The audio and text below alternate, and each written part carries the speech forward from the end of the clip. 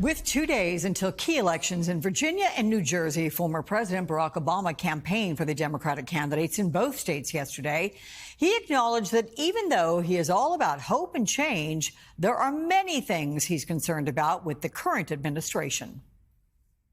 I am worried about how quickly basic democratic rules and norms have been weakened. I'm worried about how willing Republicans in Congress have been to surrender their role as members of a co-equal branch of government. I worry about how readily not just business leaders, but others with influence in law firms and universities have been willing to bend the knee to this president's autocratic impulses to avoid retribution or protect profits or simply to avoid controversy. Jenna Arnold and Susan Del Percio are back with me. So, Jenna, how effective is the former president one-on-one picking apart the problems with this administration? How do Democrats learn from him? Oh, gosh. I think the Democrats learned from him by not being so committed to having a Democratic hero save the day. I think back to 2008 and then 2012 and how so many of us went to sleep because he was standing at the podium, and even hearing his voice with his rolled up sleeves this morning, I was just like, oh, this is so nice to revisit this. And we can never fall for the lullaby again. What I mean by that is that if Washington is not going to show up either during his administration or any other, then we'll find a way to control the cities and the counties.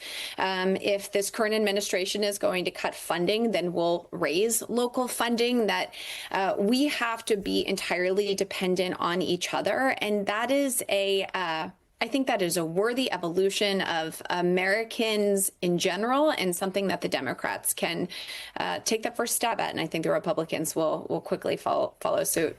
So, Susan, is Obama still the biggest Democratic star? I mean, listening to Jenna, you might think so, because she's like, oh, his rolled up sleeves, you can hear his voice. But if so, at what point does the new leader of the party need to emerge? Well, Alex, it's because he's the last successful Democratic president that the Democrats have had to campaign with.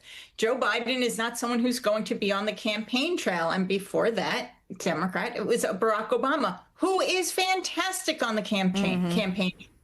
And he is there to rally the base. As a matter of fact, if he wasn't out there, there'd probably be a story about why isn't Barack Obama out there.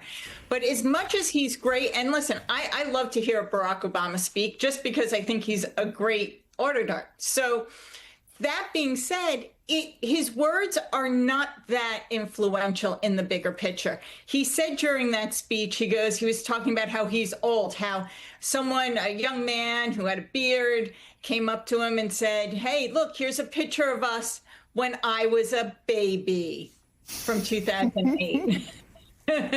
And so, yes, it was to show that, yeah, he's been around a long time, but Barack Obama knows his place, I think, in this conversation, and he does it extremely well.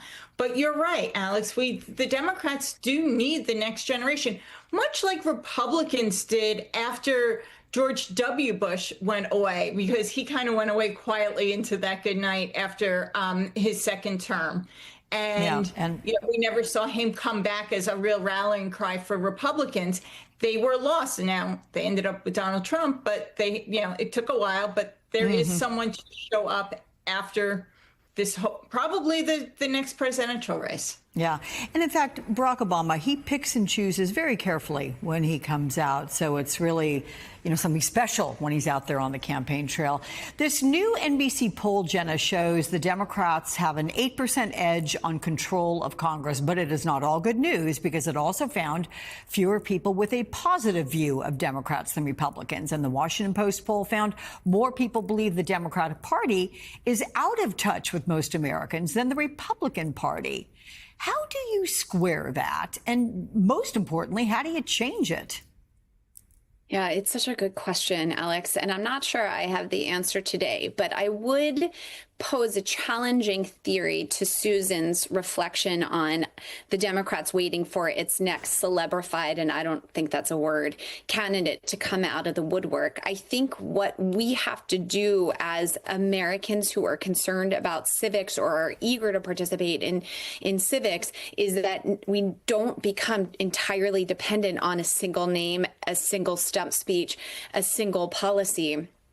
And we do what I think we're seeing in New York City, where you see Mamdani speak to issues that so many people care about. Now, nobody knows how he's actually going to get any of those tasks across the finish line, but you see local leaders starting to surface and starting to speak our morality, our collective morality. And you see the Republicans owning some of that now when it comes to the shutdown.